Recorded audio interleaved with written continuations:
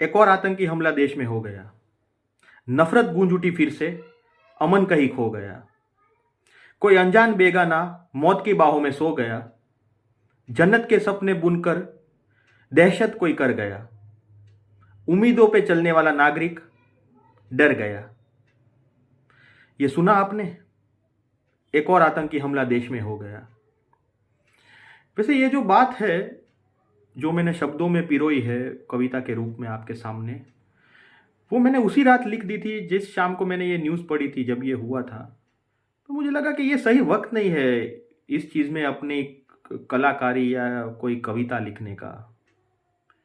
पर फिर धीरे धीरे जैसे कि हमने कुछ पोस्ट देखी जिसमें कि oh my God, 2 years ago I was here eight Pahalgam, same place. 2 दिन पहले मैं यहीं पे थी, पिछले हफ्ते हम वही जाके आया था मैं। ये सब जब आया तब मुझे लगा कि वो मतलब लोग ऐसे भी पोस्ट कर रहे हैं कि सिर्फ पोस्ट करने के लिए। कम्युनल एंगल भी निकल नहीं वाला था इस बात का, तो कम्युनल पॉलिटिक्स भी खेला जा रहा है। उसमें भी बहुत सारे लोगों ने बहुत सारे अपने अपने एजेंडाज देख लिए हैं कि भैया वो लोकल्स है जो अभी मदद कर रहे हैं। तो ये तो वही बात हो गई ना कि भैया आपके शहर में अगर कुछ हुआ है तो आपसे ये थोड़ी बहुत उम्मीद तो रख ही सकते हैं इंसानियत के नाते। आपकी गली में साइकिल से अगर कोई छोटा बच्चा गिर जाता है, वो रो रहा है, तो आप उसे कैसे खड़ा करते हो, बेटा कुछ नहीं हुआ। या कोई महिला गिर जाती है या कोई बुजुर्ग गिर जाता है तो आप उसे सहारा देते हो। वैसे ही एक चीज़ हो रही है, पर इसके ऊपर भी पॉलिटिक्स खेला जा रहा है। तो ये जो कुछ चीज़ें मैंने जो लिखी है ना, वो वही है कि एक और आतंकी हमला देश में हो गया।